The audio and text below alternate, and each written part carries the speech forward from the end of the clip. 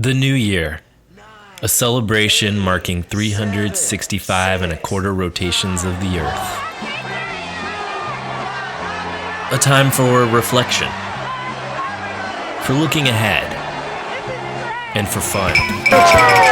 We rang in 2016 in Breckenridge, Colorado, and what a new year it was. But first, we had to get there. Our travel buddies, the Zipfel family, outran Winter Storm Goliath and Snowflake, the minivan. We flew over it.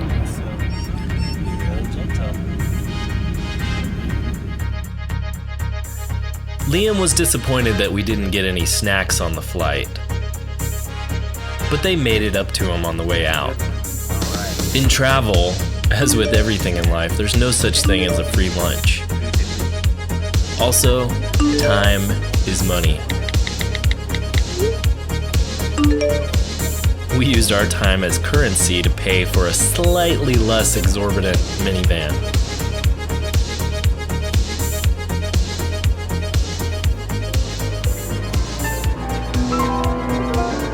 But the kids and I did get to hear some music that millennials like.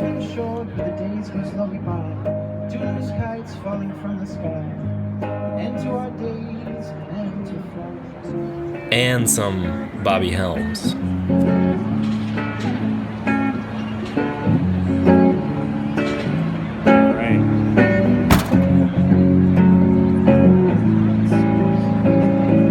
Colorado was cold, and we had divergent climate control preferences.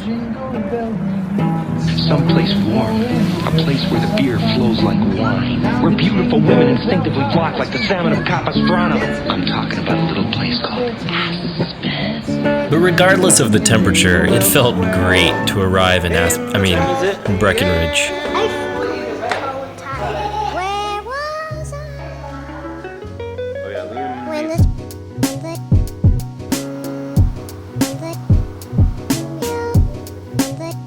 It was Liam's second time ever on a sled. Breckenridge has to have one of the best sledding hills anywhere. I mean, just look at this view.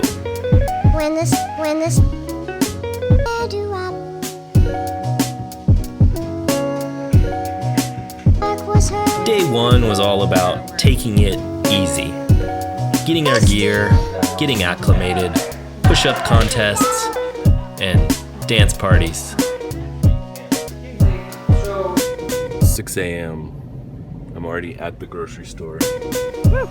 Can you tell how excited Liam was to ski? Even if he wasn't, the Franklin and Zipfel parents were. Also exciting, a pre-ski. And then a leisurely ski back down to see if the kids actually learned anything at ski school. They did. Did they ever? Oh my gosh, I feel so relieved. Me too.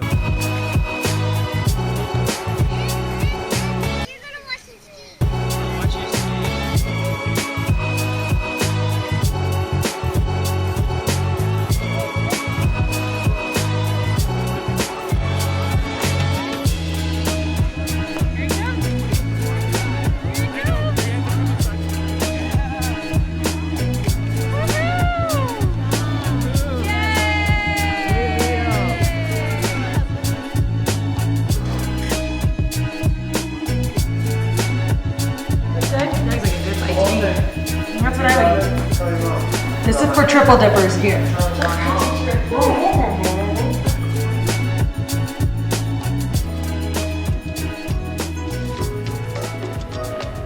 I almost went to Aspen, something don't know.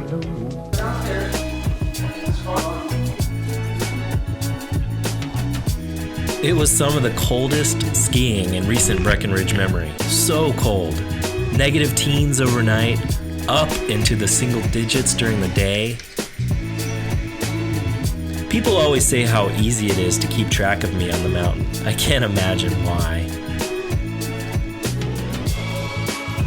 We skied in and skied out for lunch. Y'all want to see this?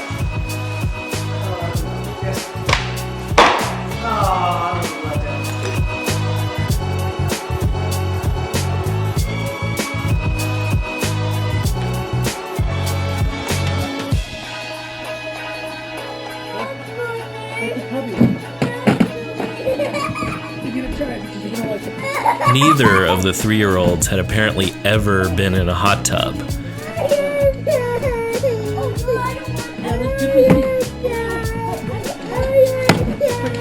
They had absolutely identical and hilarious reactions to the whole thing. We of course had to haze Jack, the 6-year-old, just a bit. Maximum respect for that kind of bravery. Did I mention it was cold?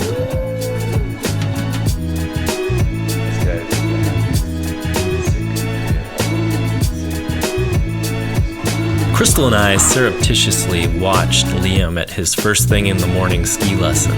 Can you spot the continuity error in this scene?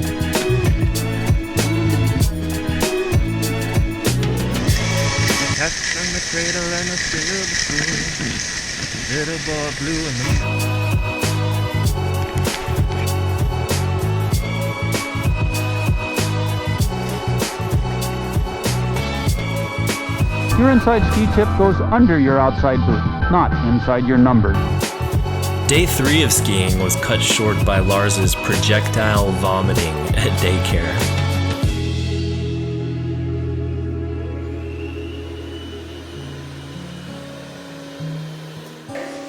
Life's battles don't always go to the stronger or the faster man, but sooner or later the man who wins is the one who thinks he can. And I don't think any of us actually made it to midnight on New Year's Eve. French onion soup, New Year's tradition. But it was pretty much a perfect celebration anyway. Whoever eats the most wins. What are you doing, New Year's? And that stomach bug Lars had? Gone in less than 24 hours. He might be the easiest going sick kid I've ever seen. New Year's Day was all about family, football, and food. While the Zipfels went shopping for souvenirs, the Franklins rode the gondola up and down the mountain. As the small ones napped, there were bowl games on the TV and board games on the table. GoPro microphones aren't that great, so I'll just lip sync here. Crystal just won at Settlers of Catan. Was that good? And then Crystal's cousin Kathy and her family came over for a while. Moose. Liam, did you see a moose? There's so many windows here. They walking by. I bet you see moose all the time. Not really. He's levitating. We do still have gravity in that. You actually weigh more up here, don't you? Because there's more mass of the earth below you. Just to clarify the physics, you actually weigh less at high altitude, and viruses are just as viral. Sick baby, sick wife, and pretty happy toddler. January 2nd was supposed to be another ski day, but it turned into a sick day. Fever, chills, soreness, overwhelming lethargy, upset stomach. Liam and I somehow avoided the worst of it. The Zipfels left a bit early to avoid the plague, but our travel buddies couldn't avoid the bug, unfortunately. That's sweet of you. Our week at 10,000 feet didn't end quite as we had hoped, but it was still a special, memorable, even magical trip. And then it was time to come home. Into Denver to see Crystal's other cousin, Stephanie. She's a doctor and immune to stomach bugs, or so we hope.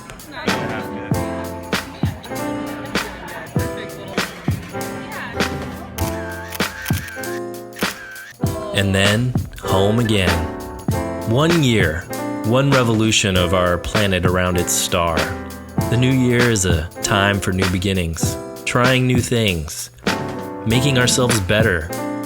It's a time for creating plans and for remembering our joys and our losses. Here's to all the times gone by, and to this New Year's and all the New Years yet to come.